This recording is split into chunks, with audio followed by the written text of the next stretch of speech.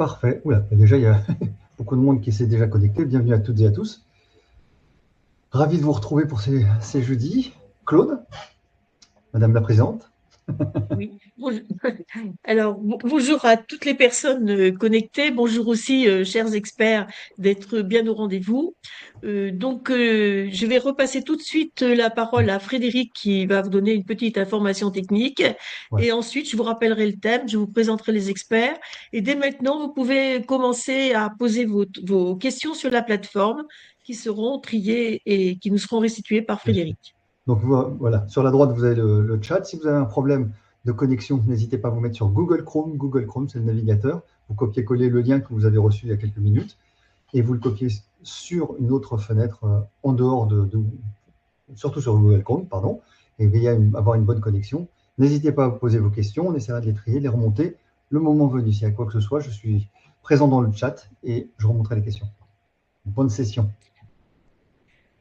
Bien, je vous présente nos experts. Il y a Monsieur Philippe Hubinois qui a 24 ans d'expertise, de pratique de l'expertise derrière lui, qui par ailleurs est chirurgien, je crois, en chirurgie Viscéral. viscérale. Monsieur Oui, Hubinois, oui, oui, c'est tout mais à faites fait un ça. petit geste de la main quand je dis votre nom. Ensuite, Monsieur Sébastien Leloup, qui est directeur général de l'ONIAM.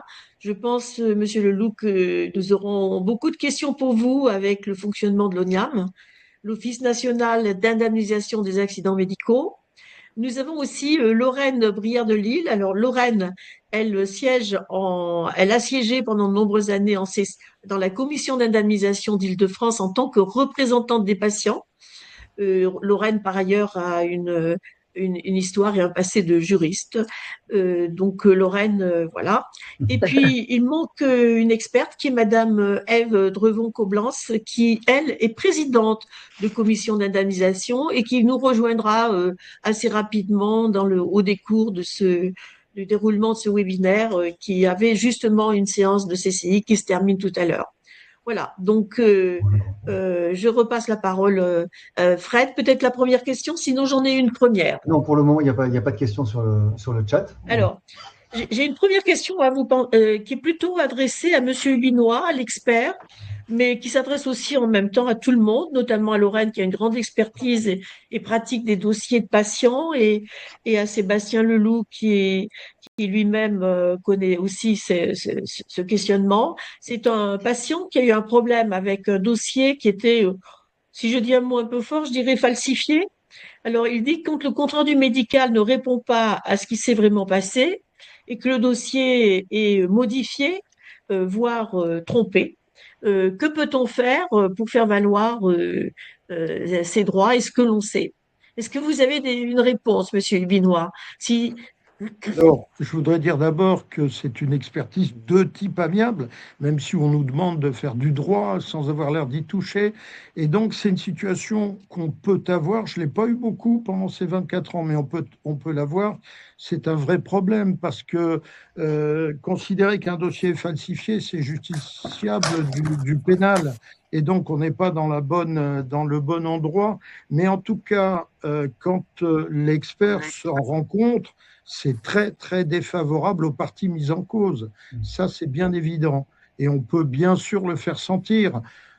Après, que faire appeler le président ou la présidente et lui en faire part, mais je ne vois pas trop ce que dans ces circonstances-là, on puisse faire en plus. Voilà, je pense non, que c'est de l'ordre du pénal. oui, alors, les patients, quand ils viennent en CCI, ils ont renoncé, en général, c'est pas leur truc, le pénal, c'est pas ce qu'ils cherchent. Nous, ce qu'on voit beaucoup dans l'association Le Lien, où on accompagne les victimes, parmi, justement, sur ce registre-là, ce sont des dossiers où il manquerait une pièce, par exemple. Et ils ont beaucoup de mal, parfois, à l'obtenir. Et on finit par comprendre que la pièce, elle manque, effectivement. Alors, maintenant que vous êtes là au complet, je vais tous les quatre experts. Je vais donc Madame Drevon-Coblas, merci de nous avoir rejoints. Je vois que vous avez pu vous Vous terminer pouvez, votre CCI. vous pouvez dire Madame Drevon, ça suffit, ce sera plus facile. Voilà, on va dire Madame Pas, Drevon. vous allez... Ouais. Oui, Donc, ça y est, j'arrive de commission. je vais vous demander à chacun très rapidement, une phrase ou un petit peu plus, une phrase et demie, on va dire, qu'est-ce qui vous paraît le plus important à passer comme message aux personnes qui nous écoutent? Et en attendant, mettez vos questions. Lorraine, qu'est-ce qui te paraît On se tutoie avec Lorraine, hein, on se connaît depuis 40 ans, Depuis si je veux longtemps. dire. Ouais. Donc, qu'est-ce qui te paraît le plus important à passer comme message que tu peux tirer de ton expérience de représentante en CCI? Mon message, ce serait qu'il se prépare à la séance et qu'il se fasse un pense-bête avec tous les points importants, puisqu'on va leur demander ce qu'ils ont pensé du dossier, et aussi ce qui est parfois un petit peu léger dans les expertises, c'est qu'il détermine bien les postes de préjudice, qu'il soit très clair là-dessus, parce que c'est très important à la commission de pouvoir les aider sur ce point, qui n'est pas forcément un point abordé. Voilà. Donc, bien préparer son dossier, oui. éventuellement se faire aider. Voilà, Monsieur Vinois, Madame Drevon, les dames d'abord. Ah, Madame Drevon, donc Monsieur Vinois, Alors, vous avez un message fort à faire passer en une phrase et demie. Alors moi, il me faut même un mot essentiellement, compréhension. Je pense que l'expert, il a pour tâche principale d'aider les demandeurs à la compréhension de ce qui s'est passé. Et c'est capital. Et quand les gens nous disent « j'ai enfin compris ce qui s'est passé », on est content. On a l'impression de ne pas avoir perdu notre temps. Alors, il est bien évident que le travail est capital, qu'il y a deux parties dans l'expertise, le médico-légal et puis l'appréciation des préjudices. On ne peut pas privilégier l'une par rapport à l'autre, mais c'est une affaire de travail et d'expérience. Et ce qui est capital également, c'est la reconstitution des faits. Elle est quasiment journalière et parfois même, elle devrait être et elle doit l'être dans certains dossiers, horodatés. Voilà. Oui, et c'est important de dire que les dossiers doivent être très chronologiques et toutes les pages numérotées, je pense. On peut peut-être rajouter. Sébastien Leloup, quel est votre message au nom de l'ONIAM? C'est un message de confiance à faire au CCI et à l'ONIAM. Excusez-moi, on demande la différence entre le CCI et l'ONIAM, s'il vous plaît. Ah, merci.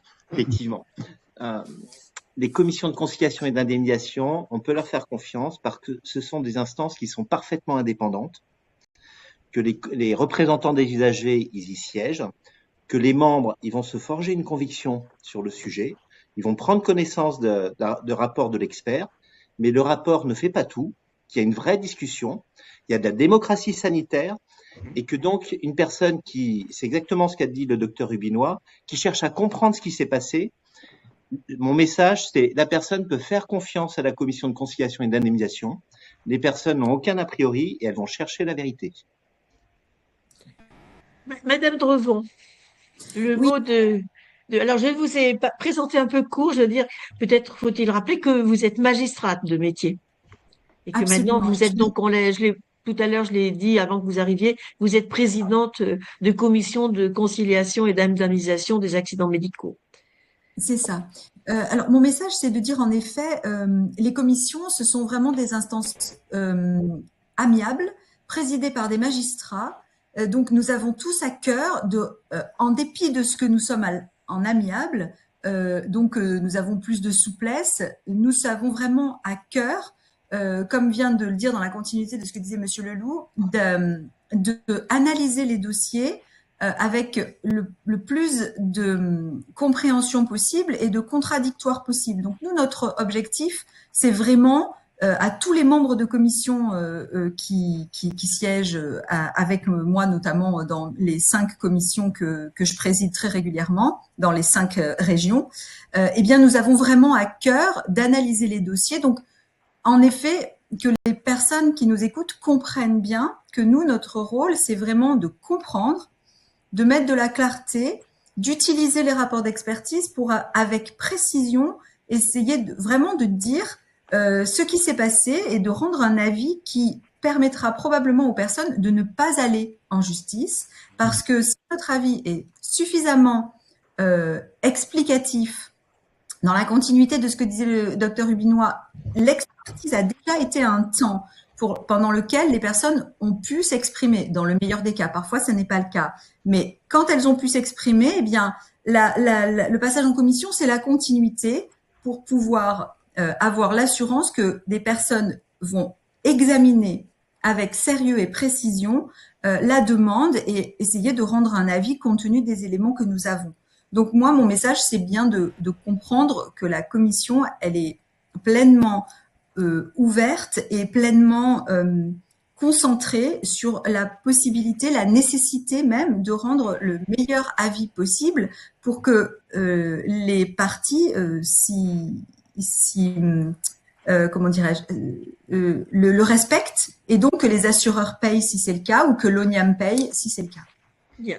Donc, c'est bien d'avoir rappelé que c'est une commission, cette commission de conciliation et d'indemnisation des accidents médicaux est une commission amiable. C'est-à-dire que, rappelons que du début de la procédure jusqu'au bout, c'est amiable. Donc, à n'importe quel moment, une des deux parties peut se retirer et dire « je ne poursuis pas jusqu'au bout ». Oui, et tout que à fait. les recours restent entiers pour aller devant les tribunaux si à l'issue de la procédure amiable ou si elle est interrompue en cours, on n'est pas d'accord avec ce qui se passe ou avec ce qui est dit à l'expertise ou ce qui est dit à la CCI.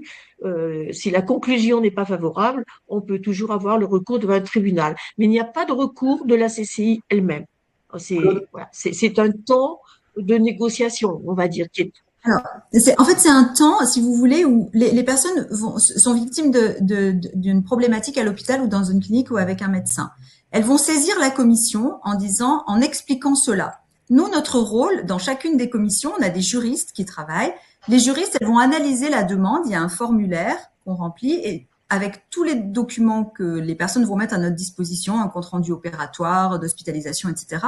Et sur la base de ça, nous, on va décider si notre compétence est possible parce que c'est suffisamment grave, on y reviendra peut-être. On va décider d'envoyer le dossier en expertise. Tout cela est gratuit et à un stade amiable. Une fois que l'expertise se tient, donc le docteur Hubinois est un des experts qui intervient en commission depuis très très longtemps, enfin qui fait des expertises pour nous. Ensuite, les parties, elles ont ce document-là. Donc, les personnes qui ont été victimes, elles ont ce document-là, le rapport d'expertise. Et ensuite, nous allons nous prononcer sur ce rapport d'expertise. Donc, la commission, c'est vraiment un temps offert aux personnes victimes en dehors de tout processus juridictionnel pour pouvoir avoir des regards de professionnels de santé, de juristes, présidés par un magistrat. Donc, tous ces gens sont bénévoles et ils se prononcent sur les dossiers. Aujourd'hui, nous étions à Rouen et nous avons étudié 18 dossiers dans la journée et pour lesquels on a constaté des fautes, pour lesquels on a constaté qu'il n'y avait pas de fautes, mais des accidents médicaux non fautifs. Claude, excuse-moi. C'est à la première question, Frédéric. Oui, juste excuse-moi parce que vous avez été directement sur les expertises, mais apparemment on demande quel est le temps zéro de la constitution d'un dossier. À partir de quel moment le patient peut se prévaloir d'un dossier de préjudice et ils se sont lésés. Quel est le temps zéro? Est-ce que c'est avec son médecin généraliste, avec qui commence à l'aider à constituer son dossier? Alors déjà, vous avez un temps zéro, c'est-à-dire de savoir de quoi on peut parler. On dit un accident médical, en fait, mais ce qu'a voulu le législateur en 2002, c'est tout acte de prévention, de diagnostic ou de soins. Vous voyez, c'est extrêmement large. Et si on estime qu'on a subi un dommage grave, parce qu'il y a quand même, il faut que ce soit grave pour aller devant ces commissions, mais ça peut être à l'occasion d'un acte de prévention. Ben voilà, je vais faire un acte de vaccination qui est recommandé, je vais prendre un médicament, je vais prendre, etc., etc. Ben là, je sens que j'ai un dommage qui est grave. Et ce qui a été dit, qui est très important, c'est j'ai accès de manière gratuite à quelqu'un qui va pouvoir, qui est l'équipe de la commission de conciliation et d'indemnisation. Donc, il y a un formulaire qui est en ligne. Donc, on va très simplement remplir un formulaire. Si on le souhaite, on peut prendre un avocat pour s'aider à remplir un formulaire. C'est absolument pas obligatoire. On peut aussi, et ça, je crois que c'est important, se rapprocher d'une association de représentants d'usagers, association de victimes, pour voir un petit peu comment d'autres personnes peuvent accompagner au début dans cette démarche, et puis d'entamer une demande. Alors, ce qui est très important, c'est la compétence territoriale. dans le T0, c'est-à-dire que, parce que maintenant, dans les parcours de prise en charge, on peut aller dans des endroits différents. Donc, c'est là où a eu lieu l'acte de prévention, de diagnostic et de soins que la CCI sera territorialement compétente. D'accord. C'est important ce qui vient d'être dit là. Hein, la CCI que vous devez, il y en a une par région, et la CCI que vous devez saisir, c'est pas celle de votre lieu d'habitation, c'est celle du lieu où s'est passé l'acte. Une autre question, Frédéric? Oui, il y en a beaucoup. Et apparemment, on a commencé déjà sur des fraudes, mais peut-être avoir déjà le système habituel. Qu'est-ce que vous considérez comme étant un préjudice? Et comment va-t-il être Monsieur évalué? Hubinois, ça c'est pour vous, c'est pour l'expert là. C'est quoi le préjudice, monsieur Hubinois?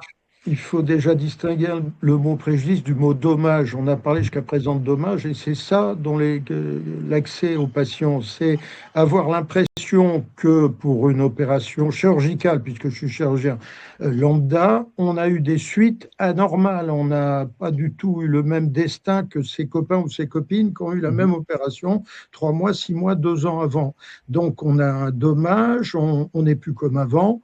Et dans ce cas-là, on n'a même pas besoin de se poser le problème en théorie de la gravité.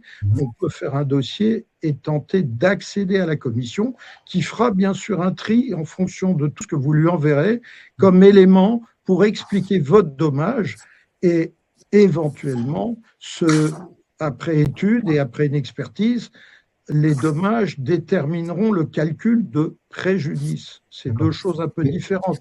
Ce qui intervient dans un premier temps pour le patient, c'est le dommage. Dommage à sa santé, à sa vie de tous les jours, à sa vie professionnelle, à sa vie privée. Est-ce que le papier que l'on signe, qui est le consentement éclairé sur certains actes, j'entends sur certains actes, par exemple une cataracte, par exemple une prothèse d'hanche, peut dédouaner complètement la clinique ou le chirurgien du dommage qui a été...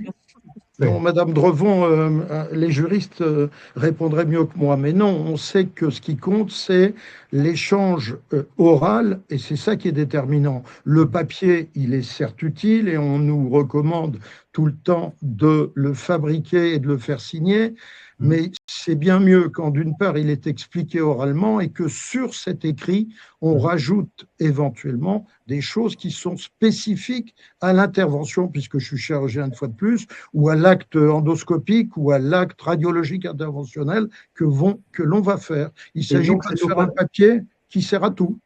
Et c'est au patient de faire l'éventuelle corrélation entre l'acte, je pense à une vaccination par exemple, qui aurait donné des conséquences, par hasard évidemment, je prends ça au hasard, une vaccination qui aurait donné des conséquences. Est-ce que c'est au patient de faire la corrélation en disant depuis que j'ai eu cet acte, j'ai tel dommage, ou bien c'est au médecin de faire la corrélation? Alors, vous parlez de deux choses différentes. Pour continuer sur l'information, l'information, c'est par tout moyen, les patients doivent être informés de la prise en charge qui les attend et ils doivent être en mesure de dire si oui ou non ils ont envie de se faire opérer, si on leur laisse le choix, parce que le rôle du médecin, c'est de dire attention, si je propose de vous opérer, c'est pour telle et telle raison. Donc, ça peut se faire par tout moyen.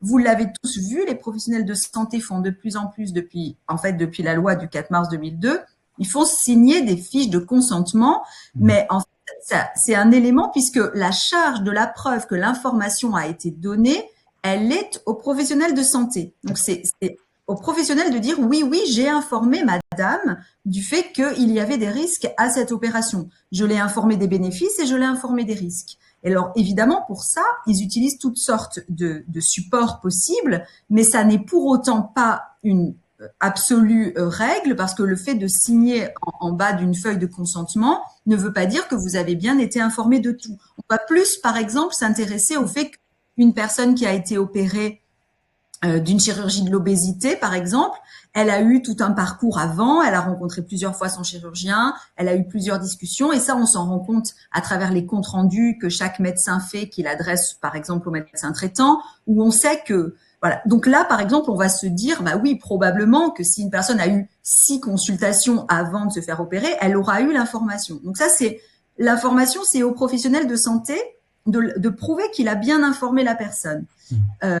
Évidemment, il va utiliser des supports pour cela. Et le point que vous évoquiez est un tout petit peu différent sur comment établir le lien entre ce qu'on a subi et, enfin, entre un acte de diagnostic, de soins ou de prévention et le résultat qu'on a, qui est qu'on a des douleurs, ou on souffre, ou on voit moins bien, ou on marche moins bien, etc. Ça, c'est fondamental. Fondamental, c'est la question du lien de causalité. Il peut vous arriver quelque chose, mais nous, ce que l'on va chercher en premier lieu à voir, c'est s'il y a un lien entre ce que vous avez vécu comme prise en charge à l'hôpital ou dans une clinique ou par un de vos médecins et le résultat. Et ça, c'est un lien qui est pas toujours facile à établir. Et là, c'est le rapport d'expertise. Son rôle principal, c'est bien évidemment de nous dire, ah mais oui, monsieur ou madame s'est fait opérer de ceci et ensuite elle a eu une conséquence qui est cela.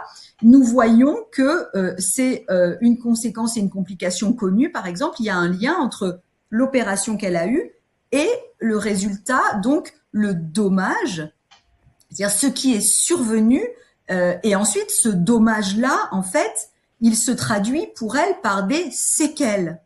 Et donc, c'est les séquelles, dans notre vocabulaire, les séquelles, on va les réparer par des postes de préjudice. C'est-à-dire, vous avez mal, eh bien, ça, votre séquelle à vous, c'est que vous avez mal, et nous, on va réparer la survenue de cette séquelle par l'indemnisation de ce qu'on appelle les souffrances endurées.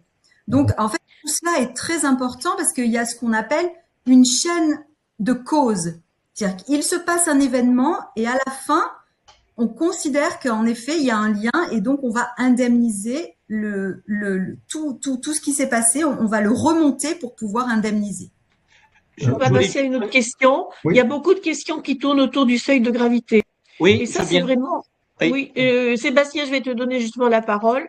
C'est très important ce seuil de gravité parce qu'il détermine si une personne peut aller devant cette commission ou pas. Donc, vas-y, donne ta réponse et parlons du seuil de gravité. Et ensuite, on passera aussi à Lorraine.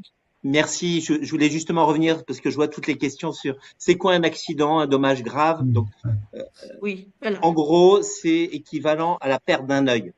Donc, on a voulu mettre en place ce dispositif des commissions de conciliation et d'indemnisation pour le réserver aux accidents médicaux graves du système de santé.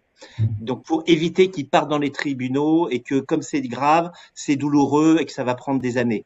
Donc, effectivement, c'est-à-dire que s'il n'y a pas des atteintes fonctionnelles, techniquement, on dit c'est 25% des atteintes physiques. Pardon. Explique, qu'est-ce qu'une atteinte fonctionnelle? Tout le monde est… Alors là, je vais laisser le docteur Hubinois, en tant que médecin, répondre à ça. Alors, on y reviendra tout à l'heure. Voilà. Madame Drevon qui nous expliquera ça sans doute mieux que moi, c'est comme elle veut. Il y a plusieurs seuils de gravité. Heureusement, ça a été modulé puisqu'il y a le déficit fonctionnel permanent, c'est ce dont vous parliez, qui doit être supérieur à 24%, en tout cas égal ou supérieur à 25%. Il y a les arrêts de travail de plus de 6 mois consécutifs ou successifs dans la même année. Il y a le déficit fonctionnel. Alors, fonctionnel, c'est quand on ne peut pas vivre sa vie comme on la vivait avant.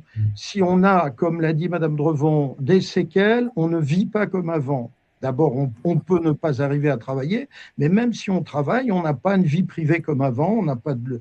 Bon, il y a des tas de choses qu'on ne fait pas et ça établit un déficit fonctionnel.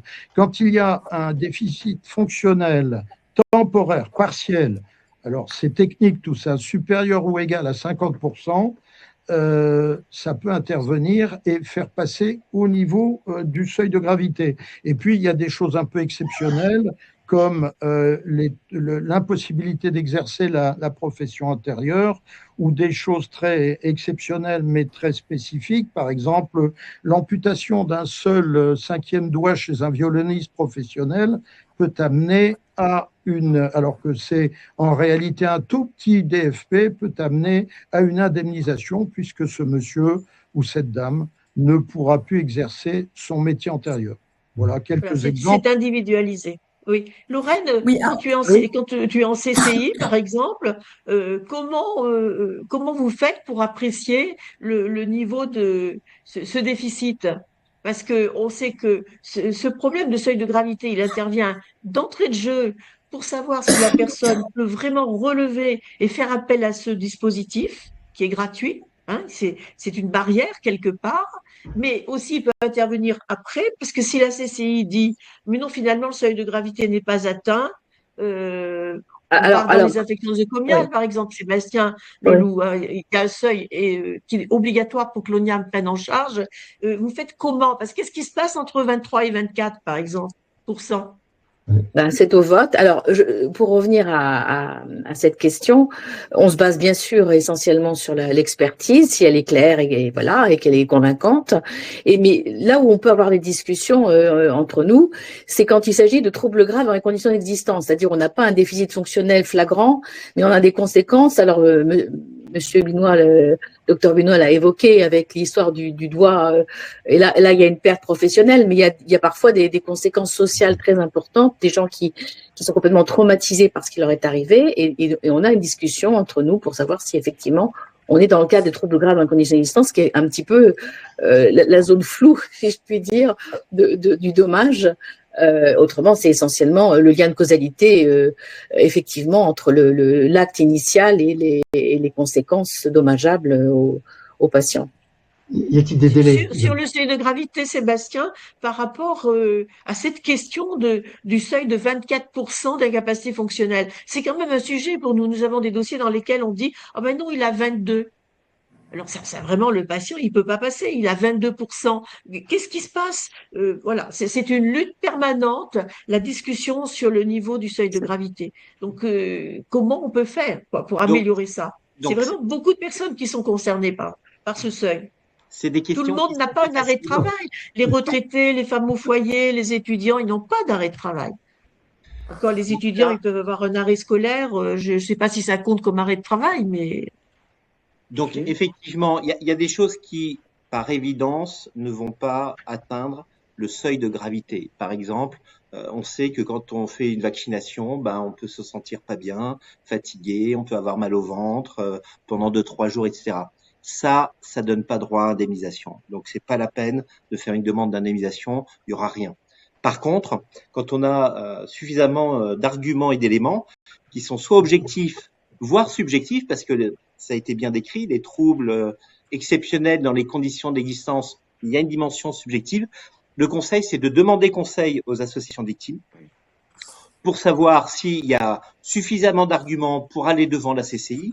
Et là, ce qui se passe, c'est bien, c'est qu'il y a eu un texte qui est sorti en 2014 qui dit un président de CCI, dès qu'il reçoit la demande, peut décider qu'elle est recevable. Comme ça donne de la visibilité à la personne. Ça veut dire que si elle estime que ce qui s'est passé, de son point de vue, mérite réparation, elle peut aller dans les tribunaux. Et là, ce sera instruit sans perdre de temps.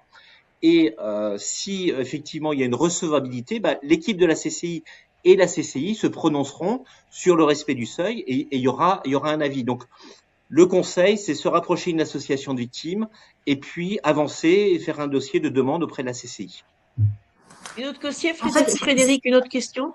Vous voulez dire quelque chose, Madame Drevon? Oui, je veux juste dire, si des personnes qui nous écoutent se disent « Ah, mais moi, je voudrais saisir la CCI », vous remplissez un formulaire. Si, évidemment, exactement comme vient de le dire Monsieur Leloup, si vous avez été intubé pour une opération, qu'il y a une dent brisée, ça, c'est pas bon. Oui.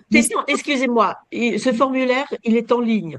Il est en ligne sur le site de l'ONIAM. C'est le même pour toutes les CCI. Vous le remplissez, c'est le même pour tous. Et vous l'adressez à la CCI de votre région.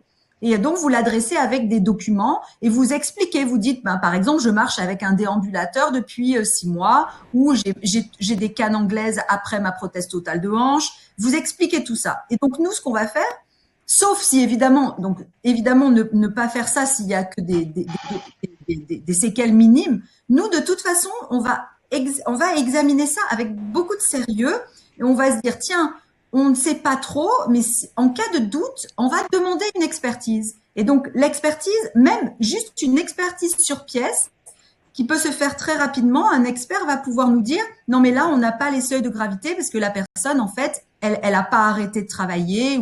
Donc, nous, de toute façon, on va faire ce travail-là. Et après, une fois qu'on a l'expertise, soit, on a les seuils et on passe en commission, soit on doute un peu, mais on passe quand même en commission, soit on est sûr qu'on n'a pas les seuils, et à ce moment-là, on peut décider de dire tout de suite, comme vient de le dire Monsieur Leloup, que il y a une irrecevabilité. Mais ce qui est important, c'est que les personnes doivent bien nous expliquer ce qu'elles ont, ce qui leur arrive, et ça, nous, on va en tenir compte à l'analyse, et on va demander des pièces complémentaires aussi. Le travail des juristes de la commission, il est vraiment d'explorer au maximum ces éléments-là.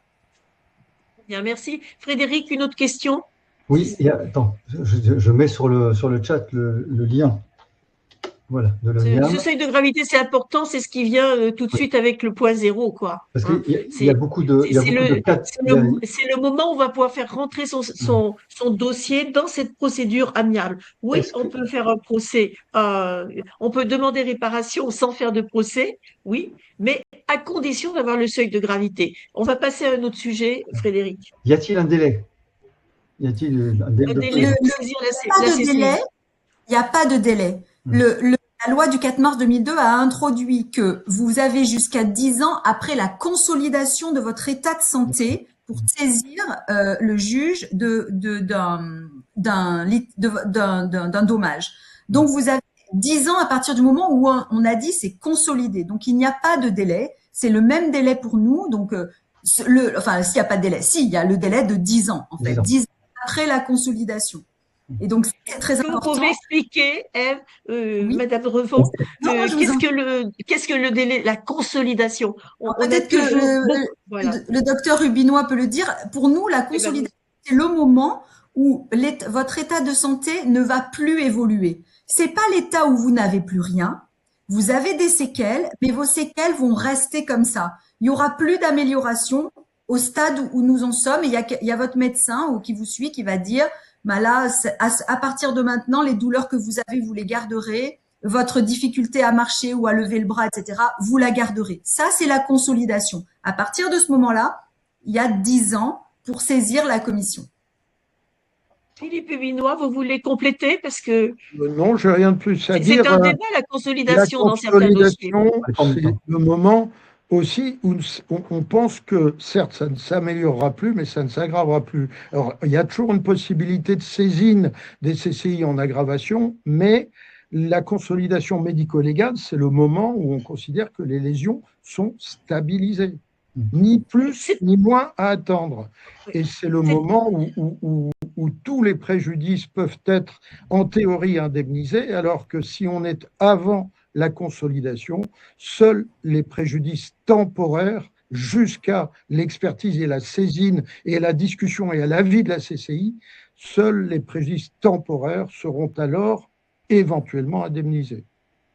On redemande la différence entre fait pour les préjudices futurs en CCI. Oui, il y a parfois... pardon.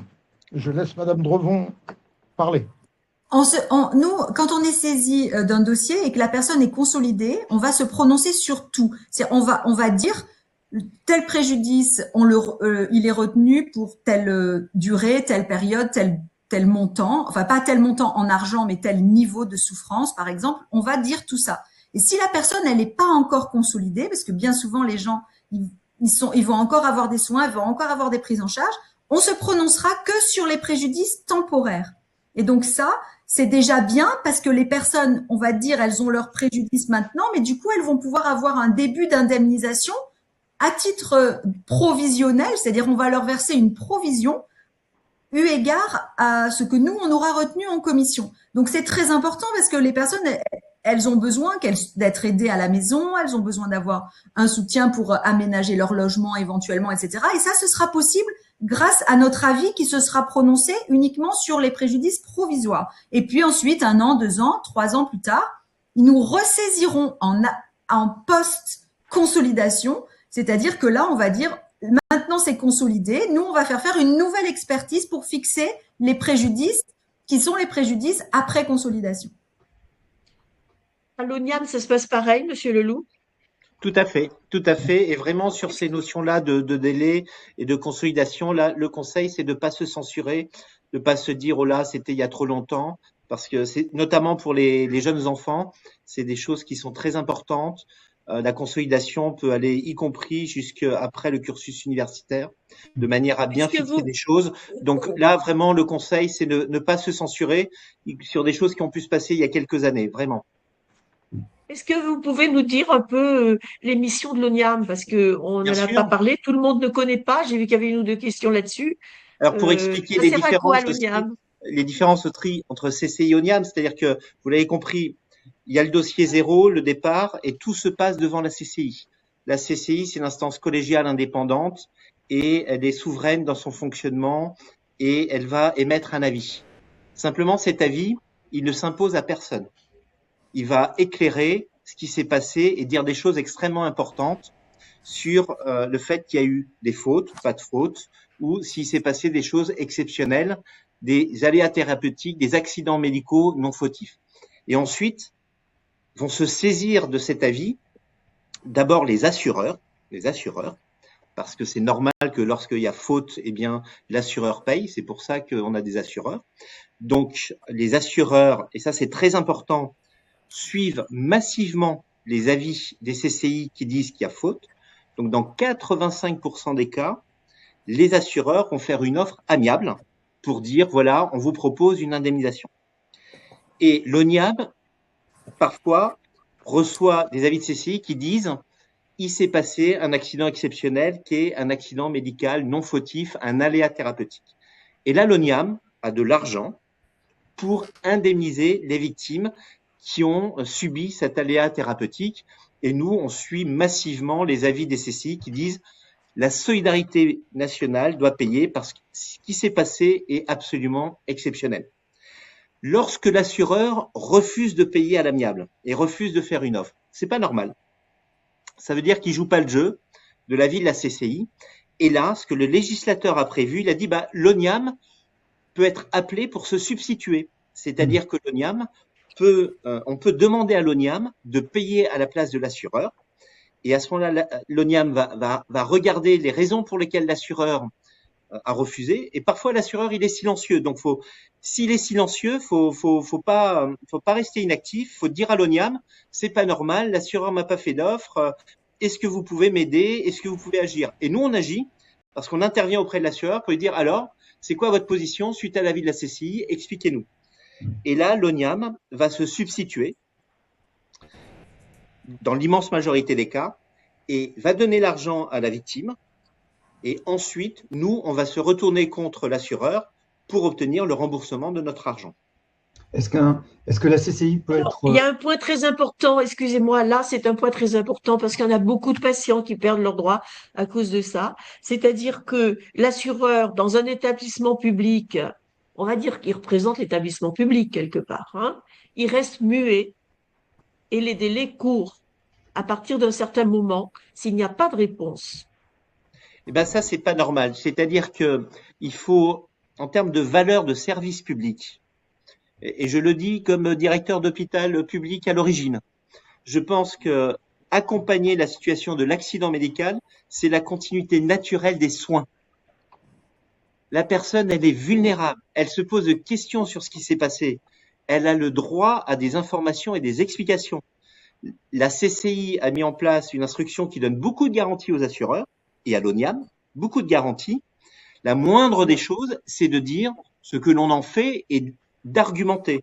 Lorsque l'ONIAM, dans quelques cas, refuse de suivre les avis des CCI, je peux vous dire que je signe personnellement tous les courriers pour expliquer pourquoi on ne suit pas l'avis, de manière à ce que ce soit bien motivé, et que si la personne estime qu'elle n'est pas convaincue par les réponses qui lui sont apportées, elle a tous les éléments à sa disposition pour continuer à demander devant les tribunaux une réparation de son accident. Oui, mais en droit administratif, lorsqu'il y a un refus de l'établissement de payer, les patients n'ont pas de nouveau 10 ans. On repart pas sur le délai de 10 ans. Vous avez raison. Les patients savent. Oui. C'est très important. Allez-y, Madame C'est Drevon. très important. C'est-à-dire que, en effet, pour saisir le juge lorsque un établissement public refuse de vous indemniser, il faut absolument saisir le juge dans un délai de 2 mois. Donc, vous écrivez à l'hôpital ne vous répond pas. enfin, au bout de 2 mois, si l'hôpital ne vous a pas répondu, il faut absolument saisir le juge. Il ne faut pas attendre. Une fois, ça c'est vraiment très important. Ce délai de 2 mois, il est extrêmement important. Ce qu'on n'a pas dans le privé. Quand Non. on est en face d'un établissement Non. privé, à l'issue du refus, on retrouve ses droits de 10 ans. Il y a donc, c'est des règles de recevabilité devant la juridiction administrative. Ça, et c'est pareil pour toutes les indemnisations publiques. Donc, surtout, vous demandez si on ne vous a pas répondu au bout de 2 mois, il vous reste 2 mois pour saisir le juge. Et si on vous répond non, vous avez aussi 2 mois pour saisir le juge. Donc, n'attendez pas. Parfois, saisissez le juge directement sans même avoir d'avocat, etc. Mais les associations savent ça et les avocats, bien sûr, c'est leur rôle de faire ça. Donc, soyez très attentifs. Une fois que vous avez un refus d'un établissement, il ne faut pas laisser passer ce délai. Il ne se retrouvera jamais. Est-ce que sur une erreur médicale, une faute ou un aléa thérapeutique qui a entraîné le décès, est-ce que la CCI est compétente? Oui, nous sommes compétents sur tout. Ce sont les ayants droit qui nous saisissent, donc les enfants, les petits-enfants qui nous saisissent et qui demandent à savoir ce qui s'est passé et ils nous demandent à être indemnisés. Ils peuvent être indemnisés de leur préjudice moral d'avoir perdu cette personne s'il y a une faute qui est à l'origine de ce décès. Oui. Donc, l'avis de la commission. Alors, ça fait 2 fois que vous parlez d'aléa thérapeutique. Tout le monde ne sait pas ce qu'est un aléa thérapeutique. Qu'est-ce qu'il définit? Qu'est-ce qui peut en parler? Laurent, tu peux nous dire ce qu'est un aléa thérapeutique? Un aléa thérapeutique, c'est pas moi qui suis le mieux placé pour répondre. Je vais laisser docteur Huguenois répondre, mais c'est un événement. Mieux que moi, mais on peut dire les choses simplement. Il y a 40 et quelques pages au journal officiel lors de la parution de la loi du 4 mars 2002. Le mot aléa n'est jamais employé. Si bien qu'au fil du temps, ce qui s'est passé, c'est qu'on a remplacé ce mot par accident médical non fautif. Non fautif, certainement pas tout à fait des synonymes, mais on peut être indemnisé dans 2 circonstances, ça a été dit, je crois, par M. Leloup au tout début, lorsqu'il y a une faute, et schématiquement, c'est l'assureur de l'institution ou du praticien qui paiera son dû à la victime, ou bien quand il y a un accident médicalement fautif ou aléa, et lorsque les seuils de gravité en pareil cas sont dépassés, c'est la solidarité nationale, c'est-à-dire tous ici rassemblés, qui paieront, qui indemniseront la victime. Voilà ce que je crois qu'on peut dire. L'aléa, si vous voulez, très vite, l'aléa, c'est la chose qui n'arrive pas, qui n'est pas censée arriver, qui n'est pas fautive, qui est liée à rien du tout, et qui est la faute. Alors on le dit dans ma commission dont je vois les noms des membres là qui s'affichent. C'est la faute à pas de chance. Jamais, qui ne devrait pas arriver, qui arrive et qui est une catastrophe pour la personne à qui ça arrive. Et il faut en effet que ce soit exceptionnel. Au passage, c'est quand même le législateur là a fait un cadeau entre guillemets aux citoyens parce que le régime normal de la responsabilité, c'est un régime pour faute. Et là, on a quand même envisagé d'indemniser les gens qui étaient victimes de la faute à pas de chance, comme vous disiez exactement. Et c'est quand même formidable de pouvoir faire ça. Autre chose, je pense que c'est très important ces commissions parce que les gens peuvent devant la commission s'exprimer là où ils ne peuvent pas s'exprimer vraiment devant la justice et que pour eux c'est essentiel et notamment le docteur Huguenois l'a bien dit, ils comprennent le plus souvent enfin ce qui est arrivé et la plupart d'entre eux, enfin beaucoup d'entre eux viennent pour cette raison-là essentiellement. Il y a l'argent bien sûr, mais beaucoup viennent aussi pour comprendre. Je voudrais insister sur ce que vous avez dit, madame, qui me semble très important. L'aléa thérapeutique, il est indemnisé au titre de la solidarité nationale. Dans l'immense majorité des pays, autres que la France, on n'a droit à rien s'il y a un aléa thérapeutique. On dit c'est un coup du sort, et c'est dommage pour vous, ça arrive à personne sauf 2, 3, 4% des cas, et ça vous est arrivé, c'est pas de chance. Et ça, je tiens à le souligner parce que parfois on critique l'ONIAM en disant l'ONIAM devrait donner autant que les juridictions judiciaires parce que c'est la faute à l'ONIAM. Moi je dis toujours, attendez, à l'ONIAM, il n'y a pas de bloc opératoire, il n'y a pas de consultation. on intervient au titre de la solidarité nationale. Et donc, forcément, on intervient avec de l'argent public qui est donné de manière solidaire. Et ça, c'est extrêmement important. Et l'autre aussi notion que je voudrais partager avec vous, c'est qu'en médecine, il y a une obligation de moyens. C'est pas une obligation de résultat. Et parfois, ça suscite des tensions. C'est-à-dire que une personne s'attend à un résultat en termes de réparation de son genou, de réparation de sa hanche, mais il arrive que la médecine, la chirurgie fasse tout ce qu'elle doit faire, mais que malheureusement, la hanche n'est pas réparée aussi bien qu'on pouvait l'espérer. Mais encore une fois, c'est pas nécessairement indemnisable, c'est-à-dire que si tous les moyens ont été mis en place, les bonnes techniques, la bonne prise en charge, le bon suivi, eh bien, il n'y a pas nécessairement un droit à indemnisation. Et ça, parfois, ça suscite des tensions. Alors, ça n'est pas une obligation de résultat, mais on peut dire quand même que dans un cas, une exception, hein, je veux dire, sauf et ça dépend, comme dit le droit, si c'est une infection nosocomiale, le patient n'est pas obligé de prouver qu'il y a une faute. C'est une des exceptions et ça relève du régime d'indemnisation confié à l'ONIAM. Mais il faut qu'elle soit dite nosocomiale, c'est-à-dire acquise à l'occasion des soins, pour expliquer les choses simplement. Voilà. Frédéric, nouvelle question, peut-être on peut ouvrir sur une autre voie. Négligence médicale et erreur de diagnostic, est-ce que c'est pris en charge aussi? Alors, ça va être… Les erreurs de diagnostic. C'est tout.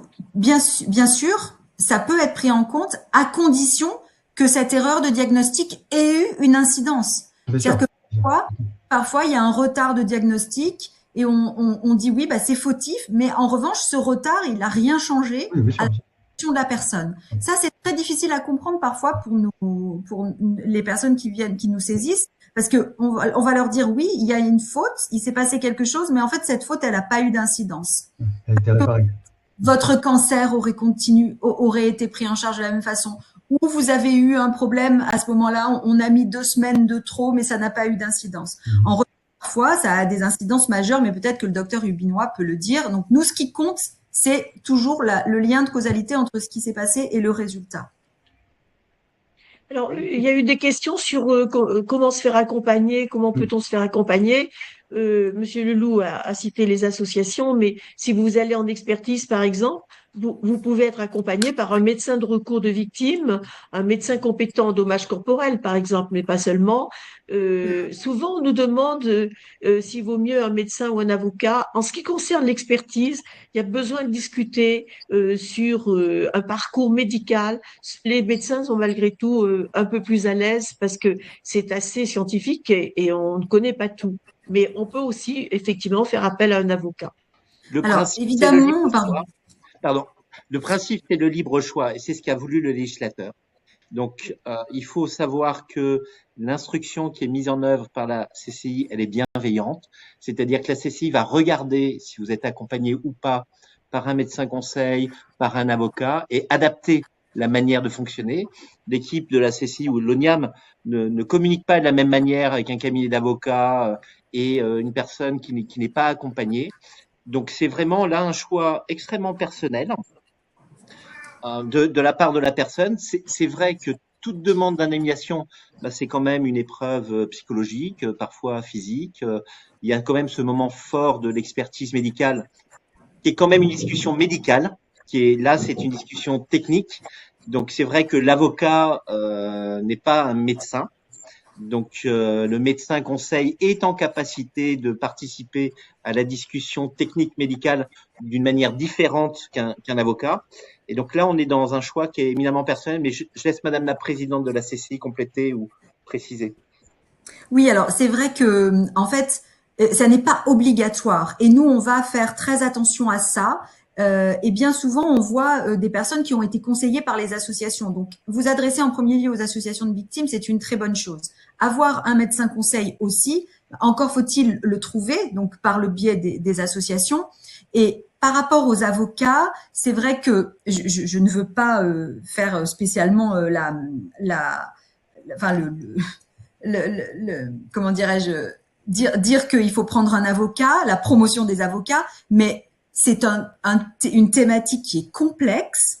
Et bien souvent, quand nous avons des avocats, ils pensent à toutes sortes de choses, notamment sur les préjudices, où ils vous défendent votre dossier. Donc, des avocats spécialisés en dommages corporels, c'est vraiment des personnes qui vont être au soutien de la démarche. Pas plus tard que cet après-midi, pour un dossier dans lequel il y avait d'énormes préjudices après une faute, c'était même pas contesté. C'est sûr que la personne aura plutôt intérêt à avoir un avocat qui va pouvoir débattre, qui va être capable d'obtenir plus que ce que vous tout seul vous allez dire, parce que parfois les gens nous disent j'ai besoin d'un peu d'aide, 1 heure par jour, ou un petit peu j'ai mal, etc. C'est ma fille qui m'aide. Ça, c'est de l'assistance par tierce personne, et un avocat, il viendra dire à l'assureur non, ça c'est 3 heures par jour qu'il faut indemniser. Donc, vous voyez, le recours à un professionnel est très important pour vous aider, parce que vous n'allez pas, c'est une matière qui est difficile. C'est parmi les matières les plus difficiles pour les magistrats. C'est complexe en termes d'analyse médicale, en termes de lien de causalité, en termes de perte de chance, parce qu'on n'a pas parlé de ça. Et la procédure, on vient de le dire, je vois qu'il y a des questions sur les personnes qui se demandent, mais à partir de quand les 2 mois partent, etc. Donc tout ça, un avocat spécialisé va vous aider là-dedans. Et c'est vrai que ça a un coût, donc je comprends tout à fait. Choisir d'aller voir une association et peut-être d'être aidé par un avocat, c'est une garantie, en fait, avocat spécialisé, Oui. C'est une garantie peut-être d'être aidé. Oui, on précise que un avocat, c'est une spécialité. Oui. C'est une spécialité. Il faut que ce soit un avocat spécialisé dans la réparation du dommage corporel. Et n'allez pas voir n'importe quel avocat, parce que là, c'est catastrophique. Il y a des avocats qui ne connaissent rien. Ils viennent en commission, ils nous racontent. Oui. On le voit tous les jours. On peut faire la publicité. Les avocats en dommages corporels sont regroupés dans une association qui s'appelle l'ANADAVI. Ça vous permet, c'est classé par département en fonction de la région. Vous pouvez en trouver un assez facilement. Je voudrais dire, parce que là, il y a des frais quand il y a avocat. Et c'est l'occasion de rappeler une chose. C'est que si vous avez une protection juridique, qui est une protection qui va agir si vous avez besoin de vous défendre un jour. Et là, ça peut être le cas. Ne jamais oublier de prévenir sa protection juridique avant d'engager toute démarche, même amiable. Parce que dans la plupart de vos contrats en protection juridique, il y a 2 petites lignes qui disent que le contrat ne fonctionne que dans la mesure où votre assureur a été prévenu à l'avance de vos démarches. Donc voilà, la protection juridique peut vous accompagner pour payer les surfactures, évidemment, des frais d'avocat ou des frais de médecin conseil. Et puis, il y a aussi une indemnité qui est donnée par l'ONIAM, et ça, c'est Monsieur Leloup qui va vous en parler, seulement si vous avez été fondé à demander vos droits et si vous gagnez. Si vous gagnez, vous avez une indemnité pour couvrir des frais que vous avez pu engager pour vous défendre, Sébastien. Absolument. Déjà, je tiens vraiment à le dire, tous les jours, on indemnise des personnes à l'amiable qui n'ont pas d'avocat. Donc ça, c'est quand même très important à partager. Le chiffre quand même, c'est 60% des personnes qui viennent devant les CCI et qui remplissent les conditions du seuil de gravité, eh bien, 60% des victimes vont obtenir une réparation, soit de la part de l'assureur, soit de la part de l'ONIAM. C'est pas mal, 60%.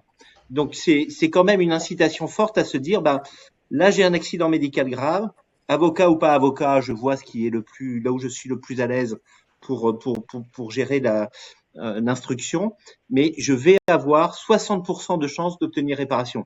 Et ce que fait l'ONIAM, c'est que nous, sur présentation des factures, on voit qu'il y a un avocat qui est intervenu, et à ce moment-là, on rembourse jusqu'à 1 500 € pour rembourser les frais d'avocat. Une autre question, Frédéric? Oui, qu'est-ce qu'on fait si la CCI a rejeté un dossier? Si elle donne un avis défavorable. Excusez-moi, j'ai été déconnectée un instant. Qu'est-ce que fait une personne victime si elle a un avis défavorable de la CCI? Alors, je vous laisse répondre. Elle peut pas attaquer, mettre en cause l'avis de la CCI, ça c'est pas possible. C'est-à-dire que voilà, il n'y a pas de recours. Il n'y a pas de recours contre l'avis de la CCI. Par contre, si on estime que on n'est pas satisfait par cette procédure amiable, eh bien il reste le service public de la justice et on peut tout à fait continuer à agir devant les tribunaux pour tenter d'obtenir une indemnisation pour contester. Mais à ce moment-là, c'est une autre action d'une autre nature. On n'est plus dans l'amiable. On n'est plus dans l'amiable, mais je pense que c'est important de dire que si vous vous engagez dans une voie amiable CCI, le délai de recours contre l'établissement, il est reporté d'autant que de la procédure de la CCI jusqu'à ce qu'elle vous remette son avis. Voilà, donc vous perdez en temps peut-être parce que vous allez rallonger, mais vous ne perdez pas vos droits en termes de délai de recours. Madame Drevon, vous voulez rajouter? Oui, en fait, il faut bien dire que l'un des éléments très importants de la CCI, c'est que si on estime que c'est grave et que on est compétent, on va ordonner une expertise, donc qui est faite on a des experts qui sont les mêmes que les experts judiciaires. Et ensuite, si à l'issue de l'expertise, on dit par exemple que la CCI n'est pas compétente, ou si on a on rejette, n'empêche que la personne, elle aura eu une expertise et ça nous arrive par exemple qu'il y ait une infection nosocomiale. On n'est pas compétent parce que les conséquences de l'infection nosocomiale ne sont pas suffisamment graves, mais la personne a eu une expertise et par exemple cet après-midi en commission, il y avait l'avocate de l'hôpital et l'avocate de quelqu'un. Et ils nous ont dit, on est d'accord, vous n'êtes pas compétent, les seuils de gravité ne sont pas atteints, mais on vous le dit, on va commencer à discuter, parce que du coup, l'assureur de l'hôpital, il est d'accord pour indemniser l'infection nosocomiale, puisqu'il y a une expertise qui dit, oui, il y a bien une infection avec un lien de causalité. Donc ça n'empêche pas, si nous, on n'a pas les seuils de gravité, n'empêche que les gens, au moins, ils auront eu une expertise, et que ça va les aider dans toute leur démarche. Et si jamais nous ne sommes pas compétents, que nous écrivons que nous ne sommes pas compétents, il y a toujours la possibilité de saisir un conciliateur. Donc, il y a les missions de la commission de conciliation et d'indemnisation, il y a bien le mot conciliation. Donc, vous pouvez nous saisir, on vous l'écrit d'ailleurs, quand on vous écrit que la commission n'est pas compétente, on vous dit que vous pouvez saisir un conciliateur. Et à ce moment-là, c'est autre chose. C'est une personne qui existe dans chacune de nos CCI et que cette personne, en fait, va prendre, si vous saisissez ce conciliateur, il va prendre contact avec les deux et il va tenter de faire une offre amiable et il va tenter de vous concilier. Ça, c'est encore le stade d'après si jamais la CCI n'est pas compétente.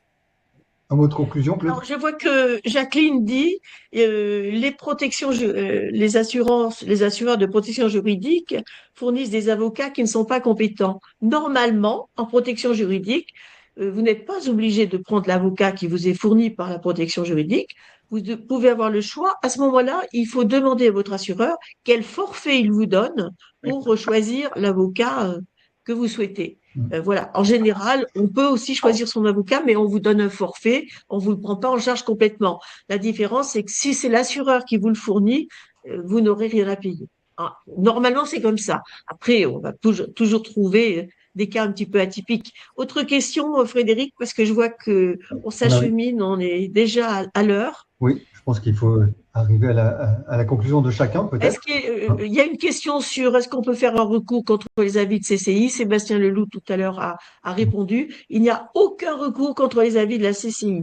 Même si de toute évidence, vous aviez, nous, ça nous est arrivé dans le dossier, d'avoir une très bonne expertise et une CCI qui soit défavorable.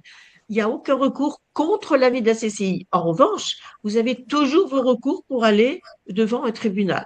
Soit administratif si vous êtes en établissement public, soit judiciaire. En général, c'est un TGI, à moins que le dommage soit vraiment très faible. Si c'est devant un établissement privé ou professionnel libéral. Je vois que dans le chat, au tout début, il y a beaucoup de cas d'espèce, de cas particuliers. On ne peut pas les traiter, évidemment, parce que chaque cas doit être traité de façon personnelle. Donc, on peut les inviter à se rapprocher d'une CCI, d'une association.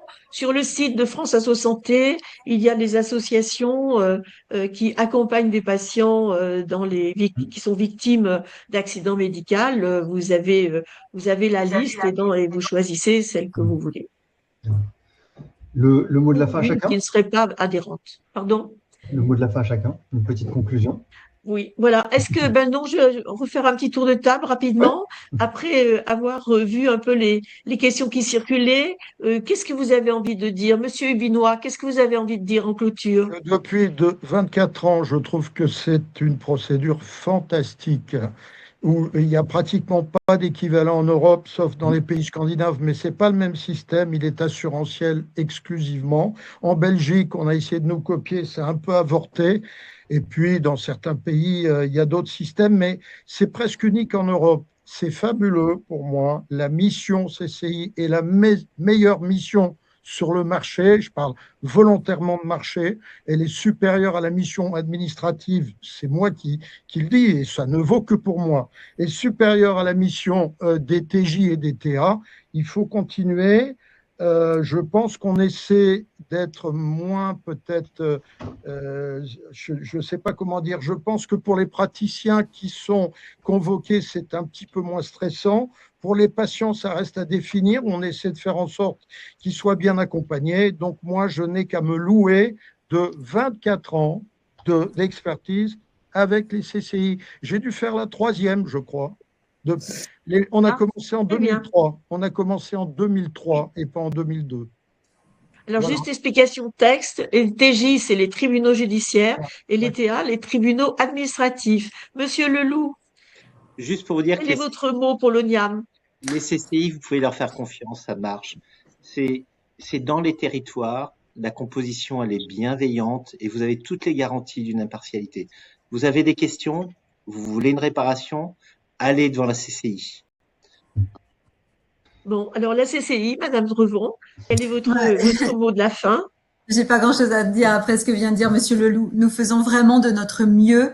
On est 7 présidents de CCI, on est tous des magistrats administratifs ou judiciaires et on fait vraiment de notre mieux avec des juristes hyper impliqués, bienveillants et surtout on préside des commissions qui se réunissent toutes les 2 semaines. Il y en a, je sais pas combien il y en a par mois, mais il y en a beaucoup partout en France.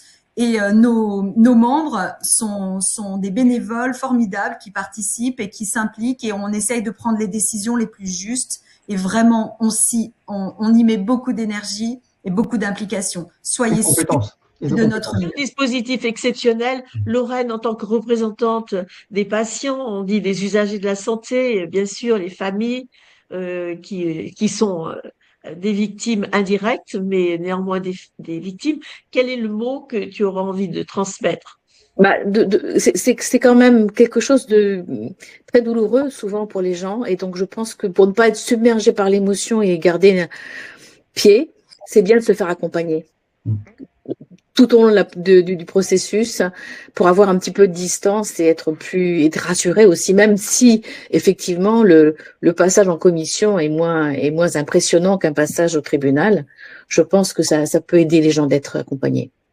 Et à l'expertise, c'est important parce que l'accompagnant, et comme l'a dit Monsieur Leloup, c'est l'accompagnant de votre choix. Ça peut être un médecin conseil, un médecin de recours, ça peut être un avocat, ça peut être une association, ça peut être un proche, ça peut même être un médecin que vous connaissez bien qui accepte de vous accompagner.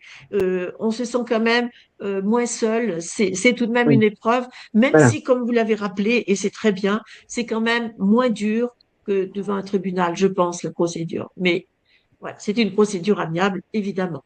Je rappelle que vous aurez le replay de cette session, très intéressante et très dense. Merci à tous les intervenants. Vous l'aurez replay sur le site de France Asso Santé, évidemment, très rapidement. Le replay sera mis en ligne sur le site de France Asso Santé.